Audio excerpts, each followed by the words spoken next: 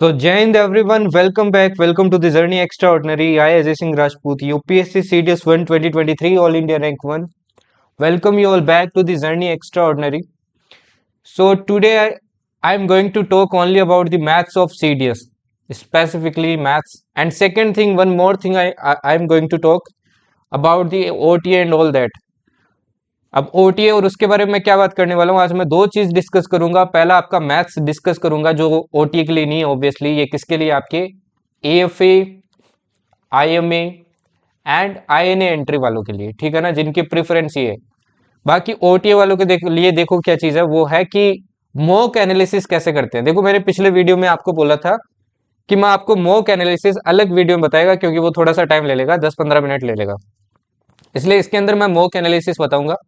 तो जो बच्चे ओटीए की प्रिपरेशन कर रहे हैं, सिर्फ ओटीए की, उनका आईएमए ईएफए आईएनए टारगेट नहीं है, डायरेक्टली भाई जंप करो एनालिसिस के ऊपर, ठीक है ना, मतलब स्किप कर लो आगे वीडियो, क्योंकि पहले मैं मैथ्स का बताएगा, उसके बाद में मॉक एनालिसिस बताएगा। मॉक एनालिसिस मस्त देखना है भाई, जो ओटीए वाले, ओके, ओटीए वाले और जो एनडीए वाले, बाकी मैथ्स वालों को भी देखना है, बट ये स्पेसिफिकली उनके लिए, मतलब उनको भी देखना है एक्चुअली, जो मैथ्स देख रहे हैं उसके अलावा भी, ठीक है ना। तो पहले मैथ्स की बात करते हैं।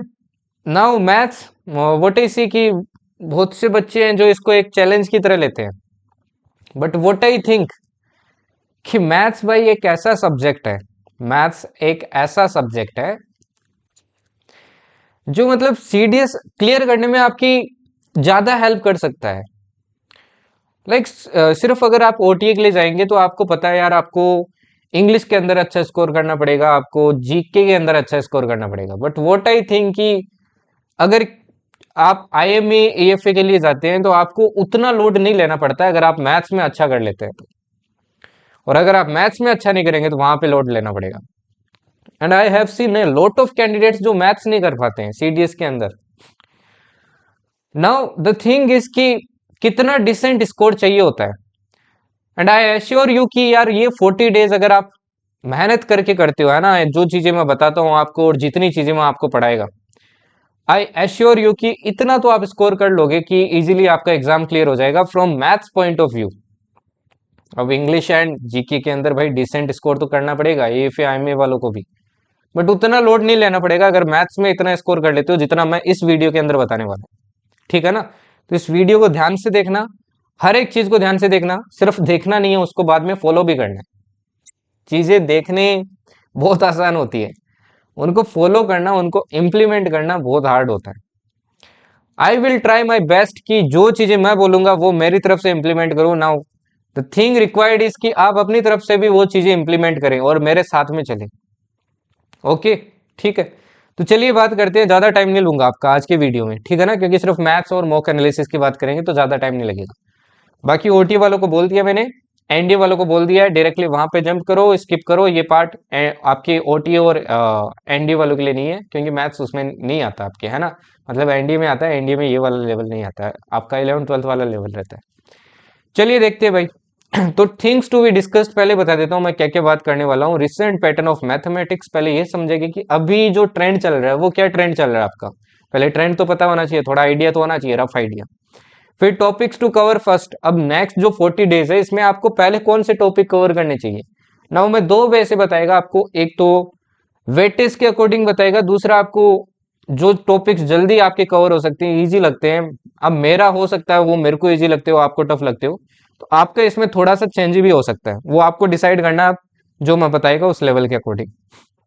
फिर टारगेट स्कोर, अटेम्प्ट कितने होने चाहिए आपके एटलीस्ट।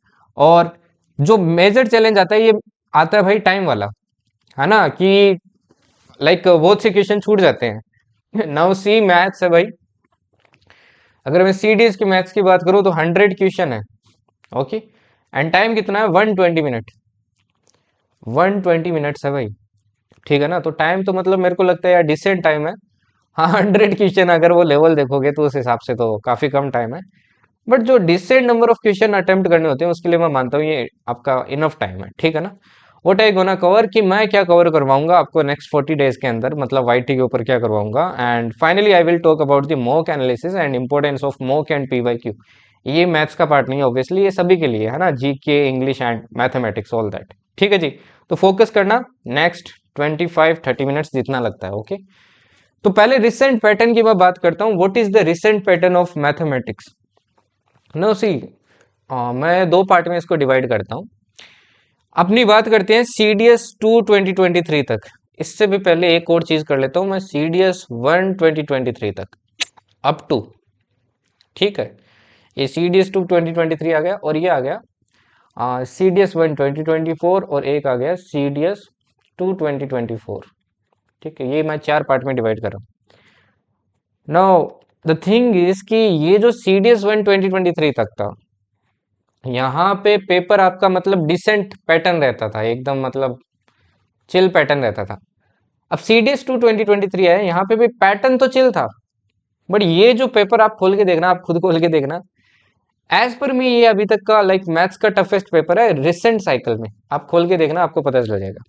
ठीक, तो व्हाट आई थिंक कि 2025 है, तो लाइक ये वाली साइकिल में तो मेरे को नहीं लग रहा आपका टफ, इतना टफ आएगा मैथ्स। बट वो तो मैं भी यार, अब भगवान तो हूं नहीं कि एकदम एग्जैक्ट प्रेडिक्ट कर दूं। बट जितना मेरे को एक्सपीरियंस है, मेरे को नहीं लगता इस बार वाला इतना टफ आएगा जितना ये आया था। हाँ, जो 2025 का सेकंड है या फिर 2026 का फर्स्ट है, उसमें आप एक्सपेक्ट कर सकते हो दोनों में से एक टफ आएगा। तो अगेन आपके लिए गोल्डन अपॉर्चुनिटीज ऐसा ही है। नेक्स्ट CDS 1 2024 की बात करता हूँ। इसमें पैटर्न चेंज हुआ भाई, ठीक है ना, पैटर्न चेंज किया, बट पेपर उतना टफ नहीं था ओवरऑल। और CDS 2 2024 की बात करूँ, इसमें भी थोड़ा बहुत पैटर्न में चेंज देखने को मिला, थोड़ा बहुत। अब वो पैटर्न चेंज क्या हुआ, उसी की मैं बात करने वाला हूँ। अब मैं पुराने की बात नहीं कर रहा हूँ, मैं ये CDS 1 2 2024 के पैटर्न की थोड़ी बात करता हूँ। देखो, जो मेजर डिफरेंस था ना इनमें, ये था कि CDS 1 2024 था, इसके अंदर आपके नंबर सिस्टम जो चैप्टर है उससे बहुत क्वेश्चन आ गए। नंबर सिस्टम जो चैप्टर है, मतलब काफी ज्यादा क्वेश्चन आ गए थे। एंड वही CDS 2 2024 की बात करूं, तो इसमें आपके लाइक जो अर्थमेटिक है, जो अर्थमेटिक मैथ्स अपन पढ़ते हैं किसके अंदर भाई, आपके ये एफकेड के अंदर पढ़ते हैं, ये वाली मैथ्स काफी आ गई थी, लगभग 25 से 30 क्वेश्चंस आ गए थे, और इसमें नंबर सिस्टम में काफी आ गए। ये मेजर डिफरेंस था, जो अभी तक मतलब पिछले वाले पैटर्न्स में ऐसा नहीं था। पिछले वाले में एक डिसेंट पैटर्न चलता था।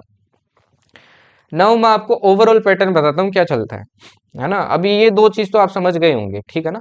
अब इस बार कुछ भी हो सकता है, कौन सा पार्ट पता नहीं ज्यादा रहते। नाउ बात करते हैं ट्रिग्नोमेट्री की। ट्रिग्नोमेट्री के कितने क्वेश्चंस आते हैं? ट्रिग्नोमेट्री की बात करें तो डिसेंट आपके 12 से 18 क्वेश्चंस मान के चलो, 12 से 18। ठीक, अब ट्रिग्नोमेट्री में क्या क्या आ जाता है? ट्रिग्नोमेट्री में देखो आपके बेसिक्स आ जाते हैं। जनरली मैं पढ़ाता हूँ तो देखो बैच के अंदर 5 चैप्टर्स के अंदर पढ़ाता हूँ, तो जैसे बेसिक्स आ जाता है, आइडेंटिटीज आ जाता है ना, आपकी प्रॉपर्टीज आ जाता है, आपके मैक्सिमा मिनिमा आ जाता है, हाइट एंड डिस्टेंस आ जाता है। हाइट एंड डिस्टेंस भी इसी का पार्ट है। तो लगभग 5 पार्ट में ये डिवाइड हो जाता है, तो 12 से 18 क्वेश्चन रहते हैं। अभी मैं ये नहीं बात कर रहा हूँ कि आपको कौन सा पहले करना है, कौन सा क्या करना है, किस पे फोकस करना है, मैं क्या कराएगा। अभी मैं सिर्फ पैटर्न की बात कर रहा हूँ, तो पैटर्न पे फोकस करो पहले। फिर बात करता हूँ आपके मेंसुरेशन की। देखो, मेंसुरेशन को क्या करते हैं भाई, दो पार्ट में डिवाइड करते हैं, एक करते हैं 2D और एक करते हैं 3D। अब ये जो 2D मेंसुरेशन है, इसका वेटेज मतलब डिसेंट रहा है, मतलब हर पेपर में लगभग आ रहा है, fair enough number of questions आ रहे हैं। लगभग आप मान के चलो कि 10 से 12 क्वेश्चंस तो लेके चलो इसमें से। ये 3D में पहले वेटेज बहुत रहता था, क्योंकि मैंने तो यार दिए हैं, ऑलमोस्ट सारे दिए। 3D में पहले वेटेज बहुत रहता था, अभी रिसेंट में क्या हुआ है, इसका वेटेज कम हुआ है।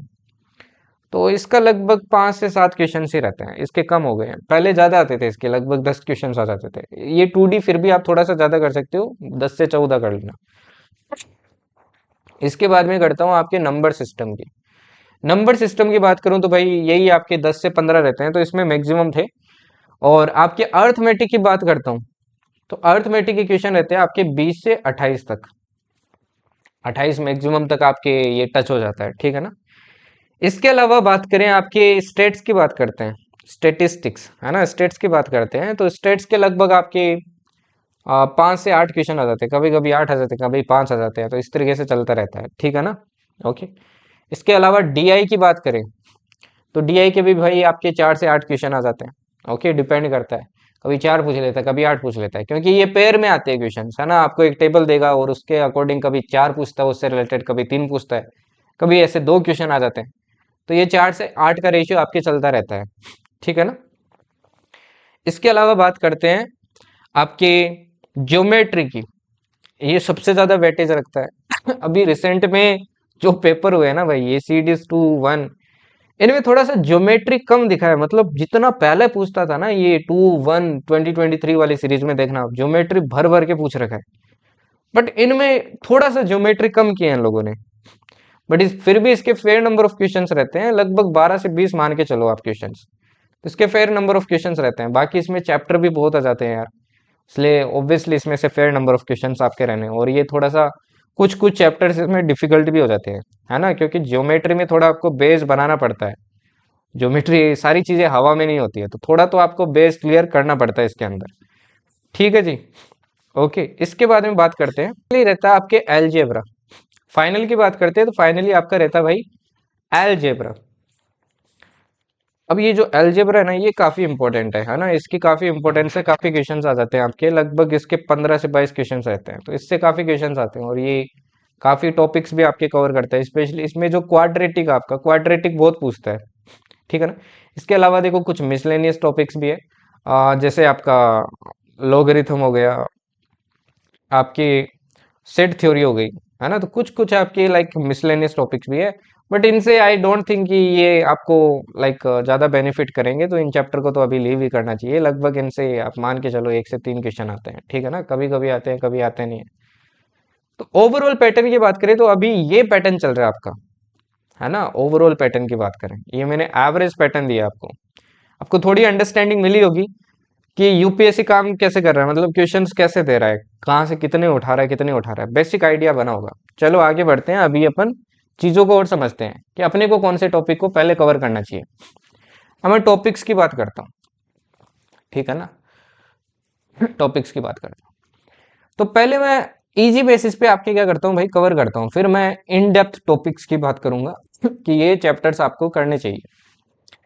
नाउ व्हाट आई सी कि यार जो लोग एफकेट दिए हैं, जो लोग एफकेट दिए हैं, उनको सबसे पहले यार एक बार अर्थमेटिक ना वापस ब्रशअप कर लेना चाहिए। जितना मैंने आपको करवाया है वो ब्रशअप कर लेना चाहिए। अगर ये 25 क्वेश्चंस आते हैं सपोज करो, तो एटलीस्ट आई विल से कि यार 18 क्वेश्चन तो यहाँ पे करके आओ आप, है ना। इतने भी डिफिकल्ट नहीं होते हैं। मैंने आपको जितनी भी क्लासेस करवाई है उनके अंदर सारे जो पिछले 2 3 साल के पीवाईक्यू है सीडीएस के, वो लास्ट में करवाए हैं। आपको पता चल जाएगा क्लास से क्या आ रहा है क्या नहीं आ रहा है। टॉपिक्स वही रहते हैं, बस थोड़ा सा कुछ कुछ में क्वेश्चन में एडवांस बन जाता है। And again what I said कि 25 क्वेश्चन आते हैं तो 25 के 25 नहीं करने भाई, 18 करने हैं। कुछ क्वेश्चन डिफिकल्ट भी आएंगे, उनको लीव भी करना होता है, ठीक है ना। तो अर्थमेटिक तो करना है जिन्होंने एफकेट किया है, और जिसने अर्थमेटिक बिल्कुल भी अभी तक छुआ भी नहीं है, आई विल से भाई गलती से भी अर्थमेटिक को हाथ मत लगाना अभी के लिए, लास्ट 40 डेज में। अगर आपने अर्थमेटिक बिल्कुल भी छुआ ही नहीं है, आपको कुछ पता ही नहीं है इसके अंदर, ठीक है ना, तो इसको लीव कर देना। बाकी एफकेट वालों को तो भाई सबको करना है, जिन्होंने एफकेट दिया या फिर जिनको अर्थमेटिक आता है। तो अर्थमेटिक तो मैंने पूरा करवा रखा आपको, है ना। अरे क्लास करवा रखी है आपको अच्छे से, लास्ट में पीवाईक्यू भी करवाए। फिर बात करते हैं, ये होना चाहिए टारगेट नंबर 1, ठीक। दूसरा टारगेट देखो मैं कौन सा बताता हूँ आपको, दूसरा बताता हूँ भाई ट्रिग्नोमेट्री। ट्रिग्नोमेट्री हो सकता है कुछ बच्चों के फोबिया हो, है ना। एक टाइप का फोबिया बैठ जाता है भाई कि ट्रिग्नोमेट्री, साइन आएगा, कोस आएगा, वो आएगा। इस चक्कर में दिमाग खराब हो जाता है। देखो अगर आपको बेसिक आइडिया ना, आई विल से यार गो विथ ट्रिग्नोमेट्री। ऐसा क्यों, रीजन क्या है देखो उसका। ट्रिग्नोमेट्री की देखो, सपोज करो आपके 14 क्वेश्चन आ रहे, सपोज करो, ठीक है ना। ये जो 14 क्वेश्चन होंगे ना, इसमें से मान के चलना 6 से 8 क्वेश्चन ऐसे होंगे जो बहुत ज्यादा इजी होंगे। मतलब या तो वैल्यू सब्स्टिट्यूशन से हो जाएंगे, या फिर ऐसे क्वेश्चन होंगे ऑप्शन से सॉल्व हो जाएंगे, या फिर कोई मतलब छोटी सी ट्रिक से भी क्या हो जाते हैं, क्वेश्चन सॉल्व हो जाते हैं। 6 से 8 क्वेश्चन होंगे। अगेन आई वो टाइम सेइंग कि 14 के 14 सॉल्व नहीं होंगे यहाँ पे, 6 से 8 क्वेश्चन, ठीक है ना। 6 से 8 क्वेश्चन आप इजीली क्या कर सकते हो, सोल्व कर सकते हो। तो सेकेंड नंबर टारगेट ये होगा आपका। बाकी जिन्होंने यार अच्छे से पढ़ा है, ट्रिग्नोमेट्री पहले से पढ़ा है, ऑब्वियसली वो 14 भी कर सकते हैं, ठीक है ना यहाँ पे, क्योंकि ट्रिग्नोमेट्री इतना भी टफ नहीं आता है, ठीक। तीसरा अगर मैं बात करूं, जो तीसरा आपको कवर करना चाहिए, तो तीसरा आपको काम करना चाहिए भाई 2D मेंसुरेशन। अब ये 2D मेंसुरेशन है ना, इसको थोड़ा सा सोच समझ के हाथ लगाना। देखो यहाँ पे मैं ये 2D मेंसुरेशन थर्ड नंबर पे रखता हूँ, बट ये थोड़ा सा डिफिकल्ट भी है, कुछ बच्चों के लिए डिफिकल्ट हो सकता है जिन्होंने पहली बार हाथ लगाया। 2D मेंसुरेशन में जैसे कि आपकी एफकेट की बात करें तो लेवल रिलेटिवली लो रहता है, बट सीडीएस में लेवल अच्छा आता है। आपके सर्कल्स, ट्रायंगल्स, इसमें ज्योमेट्री भी वो घुसा देता है, तो ज्योमेट्री वाले क्वेश्चन इसमें मैं कंसिडर नहीं कर रहा है, ठीक है ना। बाकी जो डायरेक्टली क्वेश्चन हो जाते हैं, इसमें से 3 से 4 क्वेश्चन ऐसे जरूर होंगे जो डायरेक्टली आपके सोल्व हो जाएंगे डायरेक्टली। उन 3 से 4 क्वेश्चन को टारगेट करने का मैं सिर्फ आपको कह रहा हूँ। ओके, 3D को एक बार हाथ मत लगाओ। बाकी मैंने 3D करवा रखा है आपको ऑलरेडी, एक बार बेसिक करवा रखा है, बट मैं 3D को पहले हाथ लगाने की नहीं कहता हूँ आपको। इसके बाद में देखिए नेक्स्ट आपका टारगेट होना चाहिए भाई DI एंड स्टेट्स। ऐसा क्यों? नाउ सी, DI को देखो किन लोगों को हाथ लगाना है, जिनका कैलकुलेशन स्ट्रांग है।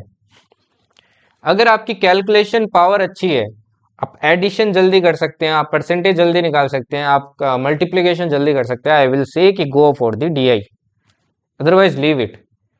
बाकी DI में भी एक और चीज बता दूं आपको, अगर किस्मत खराब हुई तो कुछ कुछ एग्जाम्स ऐसे भी हुए हैं जिनके अंदर इतने टफ क्वेश्चन आए हैं भाई, समझने में टाइम लग जाता है उनके अंदर, दो दो ग्राफ देके आपको। तो ऐसा भी सीन होता है, ठीक है ना। सिर्फ आप एक दो चैप्टर पे डिपेंड नहीं कर सकते, इसलिए मैं बोलता हूँ कि यार सीडीएस के अंदर आप चैप्टर ज्यादा करो, क्योंकि वी डोंट नो कि यूपीएससी क्या सोचता है, यूपीएससी क्या करने वाला है। थोड़ा बहुत अपन आइडिया लगा सकते हैं, बट कंप्लीट आइडिया नहीं लगा सकते हैं। स्टेट्स एक ऐसा चैप्टर है जो मैं सोचता हूँ कि काफी इजी चैप्टर है फॉर सीडीएस। यही चैप्टर जब एनडीए की बात होती है ना भाई, सच बता रहा हूँ बहुत टफ होता है ये स्टेट्स वाला चैप्टर। बट वहीं आपके ये सीडीएस की बात करूँ तो काफी इजी चैप्टर है ना, मीन मोड मीडियन पूछता है, थोड़ी सी कैलकुलेशन स्ट्रॉन्ग अगेन अच्छी होनी चाहिए आपकी। तो कैलकुलेशन जिसकी अच्छी है, आई विल से कि go with this chapter. States वाला चैप्टर मत छोड़ना, यहाँ से आप इजिली दोनों चैप्टर को मिला के 5 से 6 क्वेश्चन इजिली कर सकते हो।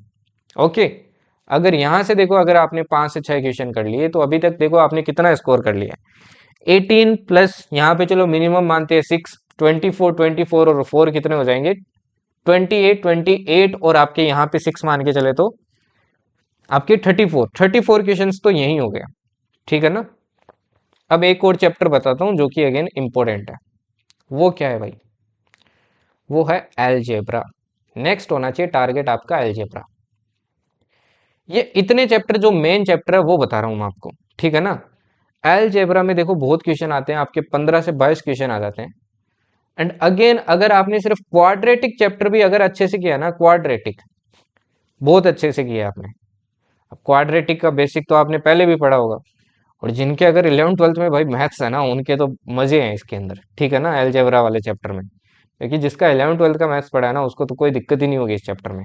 ओके, तो इसीलिए यार ये साइंस वाले ना थोड़ा ना आपका वो रहता है, उनका स्ट्रॉन्ग पॉइंट रहता है इस मैथ्स के अंदर, ठीक। तो अलजेब्रा में आई विल से कि एटलीस्ट यार 10 टारगेट करो, 10 क्वेश्चन आप कर सकते हो, ठीक है। जनरली इक्वेशन बेस्ड या फिर अलजेब्रा से रिलेटेड या फिर प्रॉपर्टी से related, sum of roots, product of roots, उन्हीं से रिलेटेड आपके कोई ना कोई क्वेश्चंस आते हैं, ठीक है ना। तो ये चैप्टर भी टारगेट करो। यहाँ से देखिए आपके 45 के अराउंड क्वेश्चंस आप सोल्व कर सकते हो सिर्फ इतने चैप्टर करके। ओके, अगर फिर भी आपके अगर ऑलरेडी प्रिपरेशन है तो आई विल से कि फिर आप जा सकते हो बाकी के चैप्टर्स पे। नेक्स्ट चैप्टर आप फिर जाओ 3D के ऊपर, एंड फाइनली आपको किसके ऊपर जाना है भाई, फाइनली आपको जाना है नंबर सिस्टम। नंबर सिस्टम को इससे पहले कर लेना, इसके बाद में फाइनली जाना आपको ज्योमेट्री। ज्योमेट्री देखो इसलिए मैं लास्ट में रख रहा हूँ, ये मैं लास्ट 40 डेज के लिए बता रहा हूँ। सी, जिसने ज्योमेट्री ऑलरेडी पढ़ रखा है आई विल से कि वो पहले कर सकता है ज्योमेट्री, ठीक। बाकी जो अभी हाथ डाल रहा है उसको नहीं बोलूंगा भाई ज्योमेट्री गलती से भी हाथ मत लगाना, ठीक है ना, क्योंकि बहुत खतरनाक चीज है। अगर नहीं विश्वास है तो पढ़ के देख लेना। ओके, क्योंकि यार इसमें थोड़ा टाइम चाहिए होता है, आपको चीजें समझनी होती है, बट ऑलरेडी अगर आपने पहले पढ़ी है then you are free, easily आप हाथ डालो भाई, कोई दिक्कत नहीं है। बट आज तक सिर्फ नाम ही सुना है, ज्योमेट्री आपने कभी पढ़ी नहीं है, सिर्फ वो जो आपने 9th 10th के अंदर पढ़ी है वही पढ़ी है। अगर वो आप उसको ही ज्योमेट्री बोल रहे हो तो यहाँ पे वो दिक्कत होगी, ठीक है ना, क्योंकि यहाँ पे कंसेप्ट ऐसे ऐसे पूछता है कि भाई घूम जाते हैं। ओके, तो ज्योमेट्री को इसलिए मैं लास्ट में रखता हूँ, ठीक है। अब मैं कुछ टॉपिक्स की बात करता हूँ जो बहुत इंपॉर्टेंट है। ओके, अर्थमेटिक के अंदर तो देखो आपको सारे टॉपिक्स करने हैं भाई, कोई फिक्स नहीं है कि इस टॉपिक से ये आ जाएगा, इस टॉपिक से इतने आ जाएंगे, कोई से भी टॉपिक से भाई ज्यादा पूछ लेता है, किसी से भी कम पूछ लेता है, ठीक है ना। तो अर्थमेटिक के अंदर तो सारे करके जाओ। बट स्पेसिफिकली अगर मैं अर्थमेटिक के अंदर बताऊं आपको, तो एक तो टीएसडी करके जाओ, स्पेशली ट्रेन वाला कंसेप्ट, ठीक है ना, ट्रेन वाला तो करके जाना है, इसके अलावा टीएसडी पूरा करके जाओ यार, टीएसडी इंपॉर्टेंट है। एवरेज करके जाओ, एवरेज अगेन बहुत इंपॉर्टेंट है। ओके, वर्क वाला करके जाओ, वर्क वाला चैप्टर, ठीक। मिक्सचर एलिगेशन करके जाओ, मिक्सचर एलिगेशन। इसके अलावा आपको प्रॉफिट लॉस करना है, प्रॉफिट एंड लॉस। ये इतने चैप्टर तो अच्छे से करके जाओ, बाकी ओवरऑल आई विल से कि यार सारे करो, बट ये चैप्टर्स जो है ना पर्टिकुलरली ये बहुत इंपॉर्टेंट है। इसके अलावा एक और चैप्टर कंपाउंड इंटरेस्ट, ये भी बहुत इंपॉर्टेंट है ना। ऐसा इसे तो फिर भी कभी कभी कम पूछ लेता है, बट सीआई से तो क्वेश्चन रहता ही आपके हर बार। ओके, ट्रिग्नोमेट्री से बात करूं, तो ट्रिग्नोमेट्री देखो आपके जनरली वैल्यू सब्स्टिट्यूशन से वगैरह से ज्यादा आता है। एक तो देखो वो जो हाइट वाला चैप्टर है वो तो करके जाओ, इसके अलावा ट्रिग्नोमेट्री बेसिक्स करके जाओ, आइडेंटिटीज करके जाओ, आइडेंटिटीज। अब जो मैक्सिमम मिनिमम है वो तो फिर भी आप छोड़ सकते हो, ठीक है ना, एक दो क्वेश्चन आते हैं उसके। ओके, 2D मेंसुरेशन की बात करूं तो इसमें देखो आपको ओवरऑल कवर करना पड़ेगा। क्यों करना पड़ेगा इसमें ओवरऑल? बिकॉज वो आपको फिगर से रिलेशन करके क्वेश्चन पूछेगा, ट्रायंगल का सर्कल में, किसी का किसी में, किसी का किसी में, तो इसलिए आपको सभी का नॉलेज होना चाहिए। ओके, स्टेट्स में कोई स्पेसिफिक है नहीं, ये तो आपको करना ही करना है। अलजेब्रा में अगर मैं बात करूं तो एक तो देखो लीनियर इक्वेशन अच्छे से करो, लीनियर इक्वेशन। एक आपका क्वाड्रेटिक अच्छे से करो, क्वाड्रेटिक। ओके, थोड़ा सा आइडेंटिटीज को भी एक बार और ब्रश अप कर लो, आइडेंटिटीज, ठीक है ना। ये 3 चैप्टर्स तो अच्छे से करके जाओ। Okay fine. 3D के अंदर भी देखो कुछ चैप्टर्स आपके बहुत इंपॉर्टेंट है, जैसे सिलेंडर हो गया, एक तो आपका स्फीयर हो गया। ओके, ये 2 चैप्टर से बहुत बार क्वेश्चन आ रहे हैं। स्फीयर में आपका हेमिस्फीयर कवर्ड है, ठीक है। नंबर सिस्टम की अगर बात करूं तो आपके रिमाइंडर से बहुत क्वेश्चंस आ रहे हैं अभी रिसेंट में, रिसेंट पैटर्न के अकॉर्डिंग बताऊं तो एलसीएम एचसीएफ से आपके क्वेश्चन आ जाता है। इसके अलावा यूनिट डिजिट से बहुत क्वेश्चंस आ रहे हैं आपके, ठीक है ना। ये चैप्टर भी आपके लिए इंपॉर्टेंट है। एंड ज्योमेट्री की बात करूं तो भाई ज्योमेट्री में आपका ट्रेंगल जो स्पेशली है वो बहुत इंपॉर्टेंट है, और दूसरा आपका सर्कल बहुत इंपॉर्टेंट है। ये 2 चैप्टर बहुत ज्यादा पूछे जा रहे हैं। इसके अलावा एक स्पेसिफिक फिगर की बात करूं तो ट्रेपेजियम मैंने देखा है बहुत क्वेश्चन पूछता है, तो ट्रेपेजियम भी अगर आपका अच्छे से क्लियर है तो बहुत अच्छी बात है, ठीक है ना। बट ये 2 चैप्टर तो करके जाओ, ट्रायंगल्स के आपके लाइक सेंटर्स हो गए एंड ऑल दैट, तो वहां से क्वेश्चन आते हैं। इस ऑर्डर में आपको प्रिपेयर करना है, ठीक है ना, और इसी ऑर्डर में करो यार नेक्स्ट 40 डेज में, अगर आपको हाई स्कोर करना है। अभी देखो टारगेट डिसाइड करते हैं, अपना टारगेट क्या होना चाहिए। सी व्हाट आई सी से कि 100 नंबर है आपके, ठीक है ना, 100 मार्क्स है। अब 100 मार्क्स के अंदर व्हाट आई से कि एटलीस्ट आपका टारगेट होना चाहिए कि मैं 50 प्लस तो करके आऊं, एटलीस्ट बता रहा हूं ये मैं, ठीक है ना। अब नाउ सी बहुत से बच्चे ऐसे भी है, like I have seen my self, है ना, जैसे बैच में भी है भाई, बहुत से बच्चे ऐसे होते हैं जिनका टारगेट बहुत हाई होता है, 70 प्लस होता है, 75 प्लस होता है, किसी का 60 प्लस होता है। तो ये मैंने एटलीस्ट टारगेट बताया कि कम से कम आप इतना टारगेट कीजिए, क्योंकि इतना करोगे ना तभी आप जाके कोई 40 के 45 के पास पहुंच पाओगे, ठीक है ना। मेजर बताऊं इस एग्जाम में चैलेंज क्या है, सबसे बड़ा चैलेंज बताता हूँ आपको। सबसे बड़ा चैलेंज है भाई टाइम। टाइम बड़ी जल्दी जाता है, पता ही नहीं चलता है। और इससे भी बड़ी, ये टाइम क्यों जाता है पता है, इससे भी बड़ी दिक्कत है ईगो और क्वेश्चन सिलेक्शन। सबसे बड़ी दिक्कत तो ये है। अगर आपने पिछला जो जितना मैंने बताया स्टार्टिंग के 5-6 आपको टॉपिक्स बताए हैं, आपने अगर प्रिपेयर भी कर लिया, फिर भी कोई गारंटी नहीं है कि आप 45 स्कोर कर पाओ। क्यों? क्योंकि अगर आपको क्वेश्चन सिलेक्शन नहीं आता ना, कि क्वेश्चन कौन सा सिलेक्ट करना है, कौन सा मेरे को अटेम्प्ट करना चाहिए, कौन सा मेरे को लीव करना है, अगर ये नहीं आया तो वो बात आ जाएगी, फिर कभी कभी ईगो पे भी आ जाती है कि ये मेरे से क्यों नहीं सॉल्व हो रहा, ये तो मैं पढ़ के आया हूँ चैप्टर।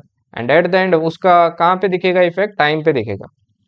आपको पता चलेगा मैं 45-30 क्वेश्चन तक ही पहुंचा और टाइम खत्म हो गया। तो स्पीड बहुत मैटर करती है यहाँ पे, ठीक है ना। स्पीड मैटर करती है भाई, जिस लेवल का मतलब लेवल रहता है ना क्वेश्चन का, उस हिसाब से स्पीड आपको चाहिए। ये एसएससी वाला सीन नहीं है, एसएससी में तो आप बहुत जल्दी क्वेश्चन हो जाते हैं, काफी मतलब इजी क्वेश्चंस आते हैं। यहाँ पे जो क्वेश्चन का लेवल रहता है वो बहुत अच्छा रहता है एसएससी के बजाय, सीजीएल वगैरह सबके, ठीक है ना। तो स्पीड रखना पड़ेगा आपको। नाउ व्हाट आई सेड कि 50 प्लस टारगेट रखिए। अब नाउ 50 प्लस में क्यों बोलता हूँ ये जो आप 50 प्लस रखोगे ना भाई, इसमें सारे के सारे सही नहीं होंगे, कुछ ना कुछ 4-5 तो गलत होंगे ही होंगे, ठीक है ना। तो आपका स्कोर रहेगा 40 प्लस। अगर आप यहाँ पे 40 प्लस स्कोर कर लेते हैं, जैसे सपोज करो अभी एएफए का कट ऑफ जा रहा है 130 या फिर 140 के बीच में, ओके, अगर इतना जा रहा है तो फिर आपको सिर्फ 90 अराउंड स्कोर करना है। अब 90 में से अगर आप 60 सपोज करें 65 इंग्लिश में करते हो, 25 जो कि 20% तो आपका मिनिमल स्कोर होता ही है जीके के अंदर, अगर वहां स्कोर करते हैं तो आपका इजीली क्या हो जाएगा भाई, सीडीएस क्लियर हो जाएगा। नाउ मैंने स्टार्टिंग में ये क्यों कहा कि भाई मैथ्स एक बहुत बड़ी चीज है। अगर सपोज करो आप यहाँ पे अच्छा स्कोर कर लेते हो, कुछ कैंडिडेट्स मैथ्स में अच्छे होते हैं, अगर वो 60 स्कोर कर लेते हैं ना, यहाँ पे फिर चैलेंज नहीं आता, यहाँ पे देखो कितना कम स्कोर करना है फिर। इसलिए बोला मैंने कि यार मैथ्स एक ऐसा सब्जेक्ट है जिससे आप एएफए, ये आईएमए वगैरह सीडीएस एग्जाम है, ये बहुत इजीली क्लियर कर सकते हो बिना यहाँ पे इतनी ज्यादा मेहनत किए। क्योंकि यार यहाँ पे साइंस वगैरह उनमें काम करो फिर, है ना। इंग्लिश में डिसेंट स्कोर तो भाई 60 तो है, 60 तो कर ही सकते हो, ओके, ठीक। तो टारगेट ये रखो कि भाई मेरे को 50 प्लस क्वेश्चन तो अटेम्प्ट करने ही करने हैं किसी भी हाल में। अभी जो मॉक दोगे, जितना प्रैक्टिस करोगे, मॉक तो देना ही है, तब पता चलेगा ना आपको कि आप कितना कर पा रहे हो, अटेम्प्ट कितना और करना है, कितना नहीं करना है, ठीक है ना। तो इस चीज पे भाई फोकस करो, ओके। तो ये होना चाहिए आपका टारगेट। नाउ सेकंड चैलेंज आता है भाई टाइम एंड क्वेश्चन सिलेक्शन। अब देखो ये अगर आपको सीखना है, तो क्वेश्चन सिलेक्शन अगर आपको सीखना है, तो मैंने एक वीडियो ऑलरेडी एक लास्ट टाइम पढ़ाई थी, उसको एक बार देखना, उससे आपको थोड़ा फेयर आइडिया मिलेगा कि मैं कौन सा क्वेश्चन सेलेक्ट करता हूँ। बाकी जो मैं आपको क्लासेस करवाएगा उसके अंदर भी आपको सिखाएगा कि क्वेश्चन सेलेक्ट कैसे करते हैं, कौन सा क्वेश्चन अपने को पकड़ना है, सोल्व करना है, कौन सा नहीं करना है। ईगो पे नहीं लेना है भाई, ये कंपटीशन है, यहाँ पे 100 से 100 कभी नहीं होगा। वो यूपीएससी जानबूझ के कुछ क्वेश्चंस ऐसे देता है आपको, ठीक है ना, कि आप उनमें फंसो, फंसाने के लिए देता है वो, उनको छोड़ना होता है। 100 से 100 नहीं होगा भाई यहाँ पे। वो टाइम गया जब आपके इतने इतने स्कोर हो जाते थे। पहले एक टाइम था, मैं आपको खुद बताता हूँ, लाइक ये जो आपकी 2016, 17, 18, 19 इस टाइम का जो ईयर्स के क्वेश्चंस थे ना, उस टाइम यूपीएससी का ऐसा लेवल था कि वहां पे आप 90 प्लस स्कोर करते थे बच्चे, और होता था। इवन मैं मॉक देता था, इनिशियल में तो मेरे खुद के होते थे। बट अभी जो लेवल है ना, ये 2020 के बाद में 21 का, 22 का, 23 में, इसमें नहीं होंगे ये स्कोर। और जो पिछले 2 साल से जो लेवल आ रहा है ना भाई, उसमें तो भूल ही जाओ।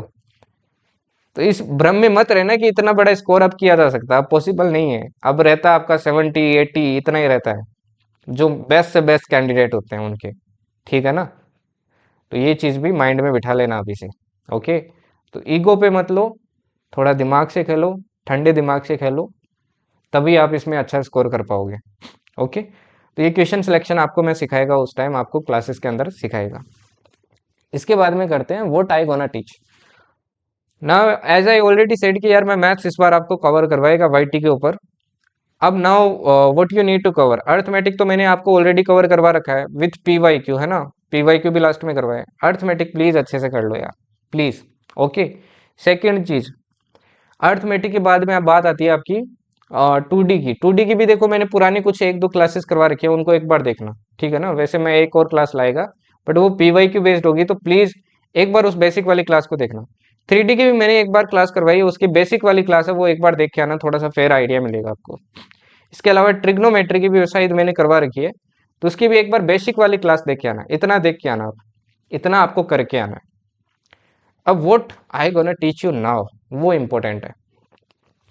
Now first of all I will start with trigonometry. मैं आपको छोटी क्लास नहीं करवाएगा, क्योंकि देखो टाइम भी नहीं है, मेरे को जीएस भी कवर करवाना है, वन शॉट उसकी भी बनानी है, एंड हो सकता है मैं कुछ क्लासेस आपके इंग्लिश के भी बनाऊं, ठीक है ना। तो लास्ट में मैं बर्डन नहीं डालना चाहता आपके। तो what I gonna do is कि मैं आपको बीच बीच में मैथ्स के क्लास देगा, बड़ी क्लास देगा, जैसे ट्रिग्नोमेट्री हो गई। अब इसके अंदर मैं पीवाईक्यूज के थ्रू आपको, जो मेरा तरीका है, जैसे मैं पढ़ाता हूँ आपको, है ना, जैसे जीएस में पढ़ाया था इस बार आपको, वैसे ही मैं आपको पढ़ाने वाला हूँ, बट पीवाईक्यू से पढ़ाने वाला हूँ। आपको कंसेप्ट सिखाने वाला हूँ पीवाईक्यू के थ्रू, और उसी में मैं आपको सिखाऊंगा कि कैसे आप क्वेश्चन को अप्रोच कर सकते हैं, किस तरीके से क्वेश्चन को सॉल्व कर सकते हैं, ओके। जो भी कंसेप्ट होगा उससे related. And let me tell you one thing, इसको गलती से इग्नोर मत करना। PYQ जो रिसेंट के 3 इयर्स के होते हैं ना, ये तो बहुत ज़्यादा इंपॉर्टेंट होते हैं रिसेंट के 3 इयर्स के। एंड जब मेरे से बच्चे पूछते हैं ना कि सर कितने साल के क्वेश्चन मेरे को करने चाहिए, तो मैं 5 साल बोलता हूँ, एटलीस्ट 5 इयर्स करो। और 3 इयर्स के बहुत इंपॉर्टेंट होते हैं, क्योंकि बहुत से क्वेश्चन रिपीट होते हैं, बहुत से कंसेप्ट। डिट्टो तो नहीं आता है, रिपीट का मतलब देखो डिट्टो नहीं होता है, वो एफकेट अलग बात है, ठीक है ना। अब एफकेट में तो आपने छप गए सारे के सारे ऑलमोस्ट, बट इसमें ऐसा नहीं होता है भाई, बहुत कम होता है ना, रेयरली होता है। यहाँ पे क्वेश्चन आते हैं, बट वही है कि डिजिट वगैरह सब चेंज आएगा यहाँ पे। ओके, थोड़ा सा पूछने का तरीका भी अलग हो सकता है। इसलिए भाई ध्यान से देखना सारे कंसेप्ट्स को जो भी मैं पढ़ाता हूँ, और ये जो जितने भी क्वेश्चंस करवाऊंगा इनको अच्छे से करना, ठीक है ना। और रटना नहीं है इनको, इनसे चीजें समझना आपको। जो मैं क्लास करवाता हूँ, जैसे मैं पहले ट्रिग्नोमेट्री करवा रहा हूँ, ट्रिग्नोमेट्री की अच्छे से मेरे साथ क्लास करो। अगर आपने ऑलरेडी पहले से ये बेसिक वाली पढ़ी है, तो खुद से पोज कर करके पहले सोल्व करने की कोशिश करना। उसके बाद में मेरे सॉल्यूशन देखना, एंड फाइनली एक और चीज करनी है, फिर आपको पिछले 2 साल के, मैं जितने भी साल के कवर करवाता हूँ, उससे 1-2 साल के और आप क्वेश्चन खुद से सोल्व करना, खुद से, ठीक है ना।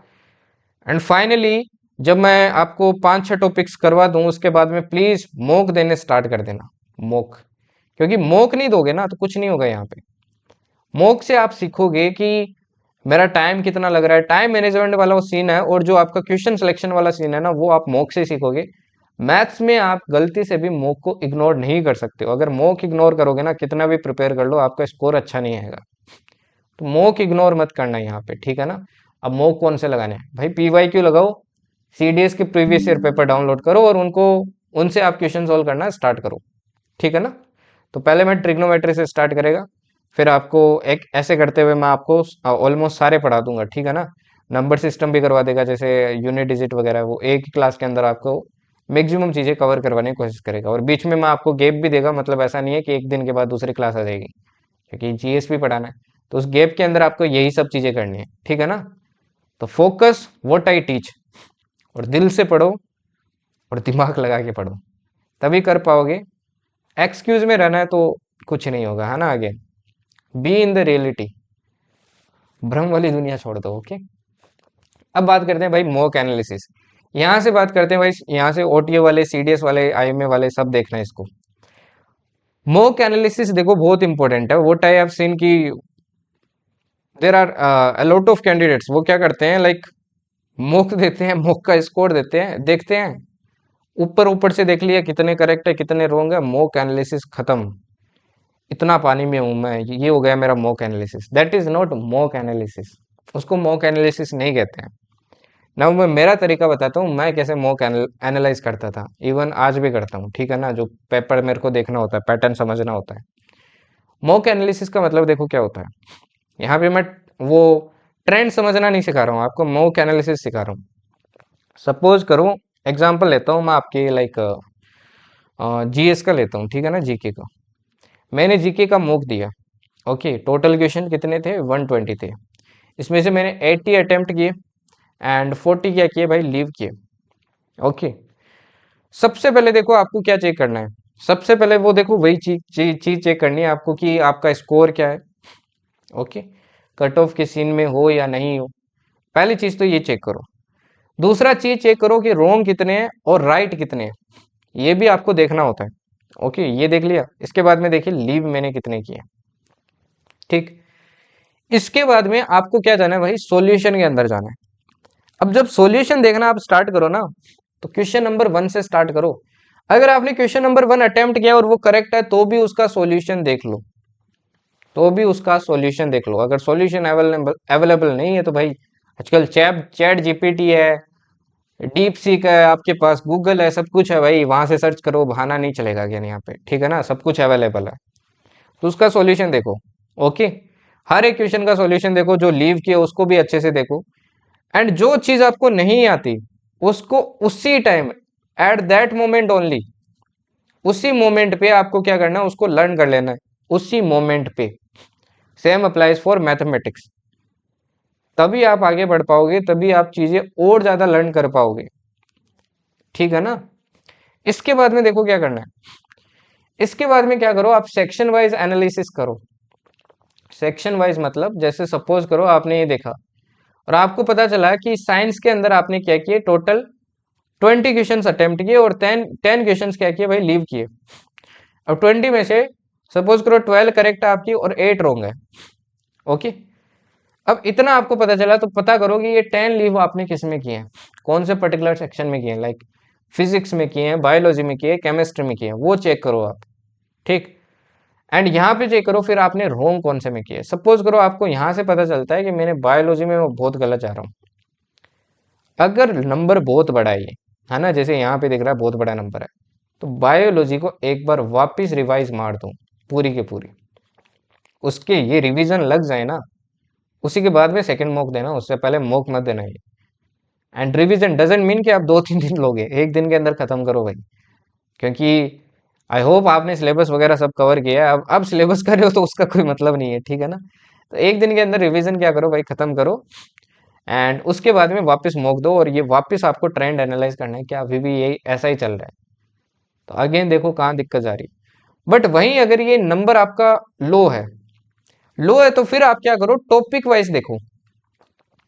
Topic wise in the sense, suppose करो मेरे लाइफ प्रोसेस से क्या कट रहे हैं, बहुत ज्यादा क्वेश्चन, बहुत ज्यादा मार्क्स कट गए, 3 क्वेश्चन थे उसमें से तीनों ही मैंने रॉन्ग कर दिए, तो सिर्फ इस एक टॉपिक को पढ़ो। इस तरीके से की जाती है भाई मॉक एनालिसिस, ठीक है ना। ऐसा नहीं है कि सिर्फ ऊपर ऊपर से देख लिया। अगर आप ये चीजें नहीं करोगे ना, अब ये थोड़ा सा आपको लेंथी लग रहा होगा, but I use to apply this thing. अगर ये नहीं करोगे तो आप इंप्रूव कैसे करोगे। आपने देख लिया कि मेरे इतने नंबर की तक कट रहे हैं, इतने कट रहे हैं, आप इंप्रूव तभी तो किसी चीज पे कर पाओगे जब आपको पता होगा कि इस पर्टिकुलर पॉइंट पे मेरे दिक्कत हो रही है, इस पर्टिकुलर पॉइंट पे यहाँ पे मेरे को टारगेट करने की जरूरत है। और अगर आप अंधाधुंध ऐसे फायरिंग करोगे भाई, पूरा ही मेरा बायोलॉजी है, आपके सिर्फ ये 3 इक्वेशन गलत हुए हैं और आप पूरा बायोलॉजी रिवाइज कर रहे हो, तो वो तो टाइम वेस्ट हो गया ना। क्यों करना है उसको पूरा, उसकी जगह जो दूसरे सब्जेक्ट में दिक्कत है वहां फोकस करो ना। तो टारगेट को पकड़ो, मेरी दिक्कत कहाँ पे है, यही तो दिक्कत होती है। इवन मेरे को कैंडिडेट्स मैसेज करते हैं लाइक सर कि इम्प्रूव नहीं हो रहा है, इम्प्रूव नहीं हो रहा है। यार इम्प्रूव कैसे होगा जब आप उस इस पर्टिकुलर टारगेट को अगर नहीं देखेंगे कि इस पर्टिकुलर टारगेट में मेरी इश्यू हो रही है। एनालाइज करना सीखो यार मॉक को, है ना, मॉक को ऐसे एनालाइज किया करो। एंड बेस्ट वे है एक डायरी डाल लो, उस डायरी के अंदर लिखा करो हर मॉक के बारे में। जैसे मॉक 1 है क्या सीन है लिखो, मॉक 2 है, मॉक 2 के अंदर क्या सीन है लिखो। ये आपको बहुत हेल्प करेगा, ट्रस्ट में बहुत हेल्प करेगा इसको, ठीक है ना, बहुत हेल्प करेगा आपकी ये। तो इस तरीके से मॉक एनालाइज करना सीखो। ओके, ठीक है जी। इसके बाद में आगे बढ़ते हैं आपके importance of mock. Now one more thing, mock क्या देना जरूरी है। अब मैथ्स वालों को तो देना ही है, उनको तो मैंने बोल दिया है। अब दिक्कत आती है यार इंग्लिश और ये जीएस वाले को। जीके वाले जनरली क्या होते हैं, आलसी होते हैं, जीके में क्या मॉक दें यार, डर लगता है जीके का।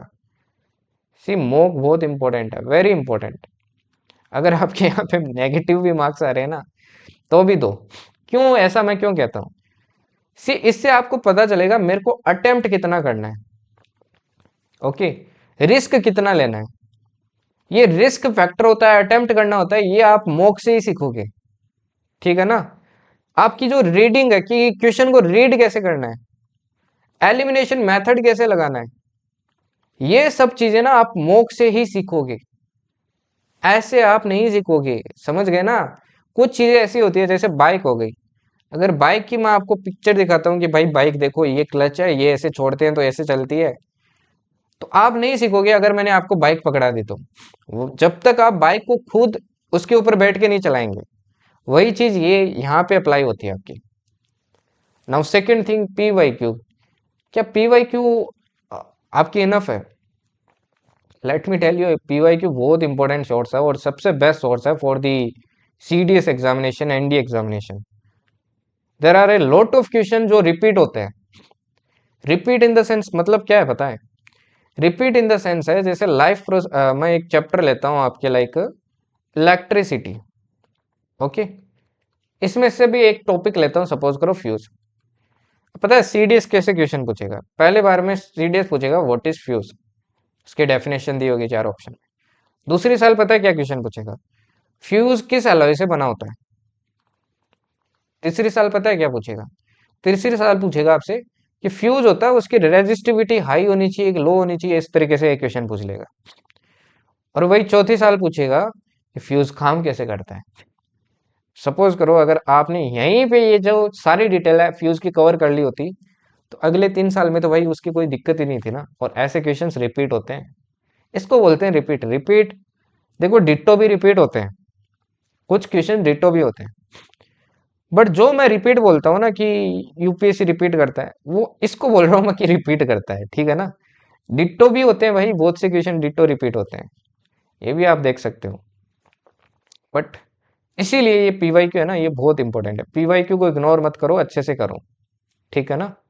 ओके, एंड रेस्ट में पीवाईक्यू आपको कवर करवा देगा भाई। जो वन शॉट करवाएगा वो पीवाईक्यू के थ्रू करवाएगा, और मैक्सिमम पीवाईक्यू करवाएगा आपको कि सारे टॉपिक्स आपके कवर हो जाए, ऑलमोस्ट सारे हो जाए, ऑलमोस्ट सारे आपको रिवाइज हो जाए एक बार में, आपको इधर उधर भागना ना पड़े। ऑब्वियसली मेरी क्लास लेंथी होगी, बट उसको एक बार अच्छे से कर लिया ना, आपको मजा आ जाएगा, ठीक है ना। एक अलग कॉन्फिडेंस आ जाएगा कि हाँ मैंने ऑलमोस्ट सब कुछ पढ़ लिया है। ओके, तो इन सब चीज़ों को क्या करो भाई, फोकस करो। ओके, सो फाइनली ये वीडियो यहाँ एंड होती है। सो जो न्यू लोग है, न्यू लोग जो देख रहे हैं, they can join me on the journey extra ordinary. Telegram पे सर्च कर लेना, लिंक भी दे देगा मैं कमेंट सेक्शन के अंदर, वहां से भी ज्वाइन कर लेना।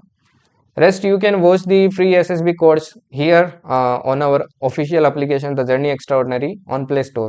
Okay, free courses के अंदर आपको मिल जाएगा SSB का free course. Rest you can also join me on the Instagram, ठीक है जी। And always feel free to contact me here. तो मैथ्स स्टार्ट करेंगे भाई, मैथ्स भी पढ़ाएगा, जीएस भी आपको वन शॉट करवाएगा, मैथ्स का भी वन शॉट आपको एक एक करवाएगा सबका, है ना। ऐसा नहीं है कि जीएस मैथ्स का मैं एक शॉट में ही सब कुछ करवा देगा, वो यहाँ पे नहीं होता है, ठीक है ना। तो हर एक का अलग अलग से करवाना पड़ेगा, ठीक है, बट बेस्ट तरीके से करवाएगा आपको। रेस्ट इंग्लिश के भी मैं कुछ वीडियोस आपको प्रोवाइड करने की बेस्ट ट्राई करूँगा, ठीक है ना। रेस्ट जितनी चीज़ें अच्छे से बताइए भाई, अच्छे से कर लेना इन सब चीज़ों को। Now we are going to start with the one shots. Okay, ये वन शॉट्स ऐसी होगी कि जिंदगी सफल हो जाएगी आपकी। ओके, चलिए फिर नेक्स्ट क्लास में मिलते हैं। And all thank you for all the love that you have given me. So thank to you all, thank you and Jai Hind.